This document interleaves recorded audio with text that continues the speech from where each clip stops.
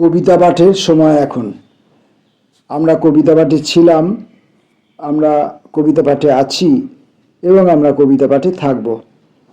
কবিতা পাঠের এই পাঠ পর্বে আমরা অসংখ্য কবির কবিতা পড়ি এবং সেই কবিরা কেউ পরিচিত, অধিকাংশেই অপরিচিত, কেউ খ্যাতনামা, অনেকেই ততটা পরিচিত নন, ততটা তথাকথিতভাবে খ্যাত নন।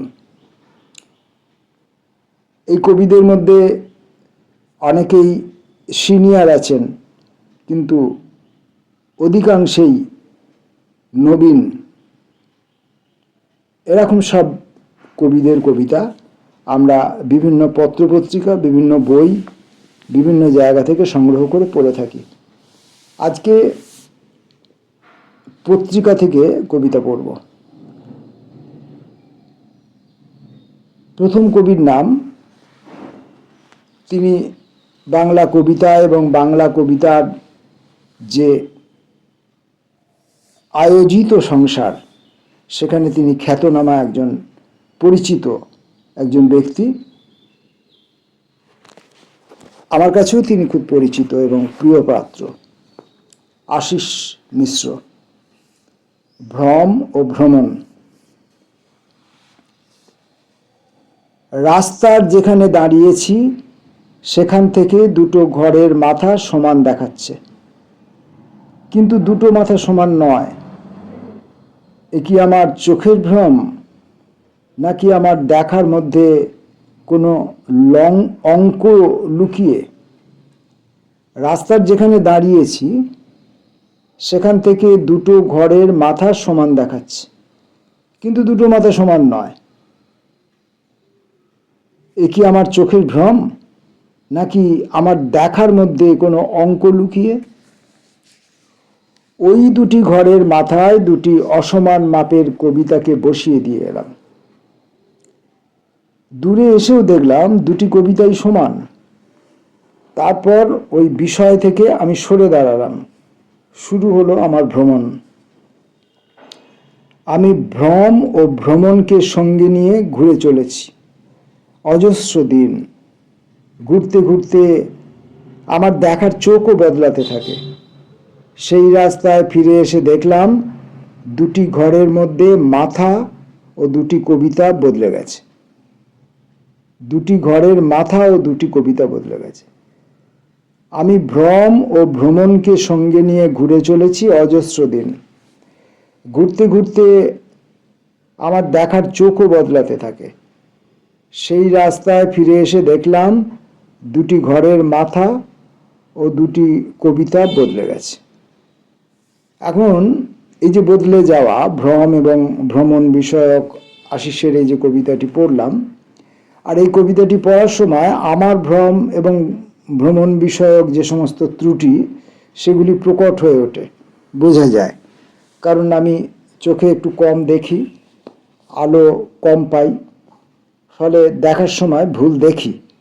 আর যখন আমি ভুল দেখি, তখন আমি সেই যে ভুলটা দেখছি, সে ভুলটা কিসের, কবি যা লিখেছেন আর আমি যখন পড়ছি, তখন কোথাও যেন আমার মনের অজ্ঞাতসারে আমি ভুলবশত কিছু বলে ফেলছি। আমার নিজে যেন কিছু লাইন বা কিছু শব্দ ওখানে আরোপ করছি। এই যে ক্ষমাহীন অপরাধ, এই অপরাধের কোনো ক্ষমা হয় না। কবির নাম গৌতম সাহা, বর্ষি।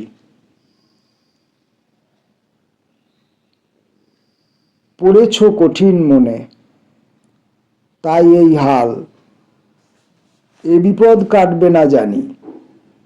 যতদূর মনে হয় স্বপ্নের সওয়ারি হতে চেয়ে এ ঘন সর্বনাশ। দুর্বিপাক এসে এভাবেই জড়ো হয়, তুমি তার কিছুই জানো না। কুড়িয়ে আননি তাকে, সে এসেছে, আর এসেই জানালা দরজা সব বন্ধ করে একটি ছায়ার পাশে জুড়েছে অন্য ছায়াকে। মনকে বুঝিয়ে রাখো, কি আর করা যাবে। এভাবেই নিজের সমস্ত ভ্রম এবং অক্ষম ভ্রমণের যে কার্যাবলী তাকে বুঝিয়ে বুঝিয়েই দিনাতিপাত করে চলেছি। সুশীল মণ্ডলের কবিতা জুনের সকাল। জুনের এই সকালবেলা দ্বিধাহীনভাবে আকাশের নৈঋত কোণে জমা হয়েছে বৃষ্টির মেঘ। সদ্য ঘনান্ধকার থেকে বেরিয়ে আসা এই সকাল অনন্ত সুখে এখনো ঘুমোচ্ছে। জলোচ্ছ্বাসকে পায়ের কাছে রেখে ঝাউবন উসখুস করছে বিবাগী বৃষ্টির কাছে মাথা নোয়াবে বলে। বালুতটে পাখি দম্পতির নাচ বুকের মধ্যে বিষণ্ণ মরুভূমিটাকে ক্ষিপ্র গতিতে ছুঁড়ে ফেলে দেয় মিশরীয় সভ্যতার অনেক পিছনে। মৃদু কম্পনে সুচিত্রা মিত্র ভিজে বাতাসে ভেসে বেড়ায়, আর নিভৃতে বসবাসকারী ব্যথারা উপশমের ওমে বিমর্ষ হতে গিয়ে থমকে দাঁড়ায়। কবির নাম অশোক অধিকারী, স্যানাটোরিয়াম। একটা দীর্ঘমেয়াদী মৃত্যু ভয় নাছোড়বান্দা। ঘর বারান্দায় রোদের মতো পা ছড়িয়ে বসে।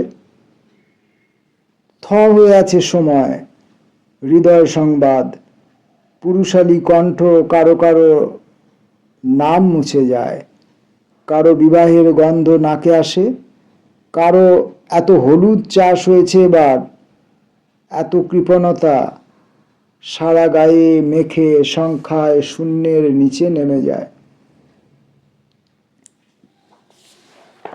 আমাদের অন্যজনের জন্যে সাসঙ্গ উপহার দেওয়ার কথা ছিল।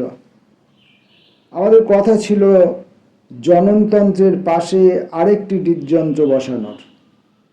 মূলত ক্ষয়জাত পদার্থের মতো স্মৃতি বিস্মৃতির মলত্যাগ পৃথিবীতে থেকে গেলে রক্ততঞ্চন শুধু নির্ভয়ে খেলে যায়। রান আটকে দিয়ে ম্যাচ চলে যায় সীমিত ওভারে। অশোক অধিকারীর কবিতা পড়লাম। আমাদের কথা ছিল জননতন্ত্রের পাশে আরেকটি হৃদযন্ত্র বসানোর। পরের কবিতা অর্থিতা মণ্ডল, অকপট। বৃক্ষ তোমার কাছে এসে দাঁড়াই, খুলে ফেলি যাবতীয় পোশাক, এখানে জন্ম হয়, মৃত্যুও। দেখো পুড়ে যাচ্ছে অস্থি, কলসি ভেসেছে বহু দূর, আমাদের কথা হয় না সহস্র বছর। যাবতীয় মায়া সাজিয়ে তুমি ভাবো ঘরকন্নার টুকিটাকি, অথচ বৃক্ষই শুধু জানে তোমার ভাবনার ভেতর মস্তিষ্কের অসংখ্য জালে জড়িয়ে যাচ্ছে মহাকাল। তখন আগুনের তাপে নিঃশব্দে সাজায় নাভিবিন্দু।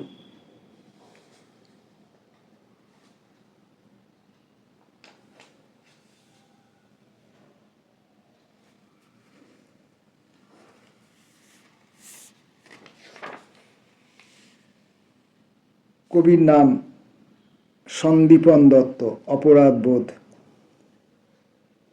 তোমায় দেওয়ার সমস্ত যন্ত্রণা ফিরে আসে অসংলগ্ন স্বপ্নে। হাস্যরস সৃষ্টির অন্যতম উদ্দীপক অসংলগ্নতা। ঘুম থেকে উঠে মনে পড়ে না কোনো আখ্যান বস্তু। টুকরো অভিশাপের মতো স্বপ্নের ধোঁয়া ফিরে ফিরে আসে। খুনের শীতল বদলে যায় খুনির বিষাদে, হাসি পায়। লিখে রাখলে অনেক ইতিহাস নরম হতে পারে। তারপর 2 বছর ধরে লিখেও কিছুতেই শেষ হয় না প্রায়শ্চিত্ত। মানুষ জানে না মানুষের ভূত মানুষের আয়ুর চেয়ে দীর্ঘ নৈর্ব্যক্তিক।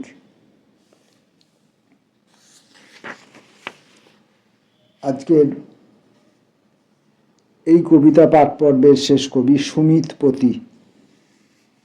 কবিতা সংসার আখ্যান। অজস্র বিচ্ছেদ রেখা বয়ে নিয়ে যায় ভগ্ন হৃদয়ের বসনখানি।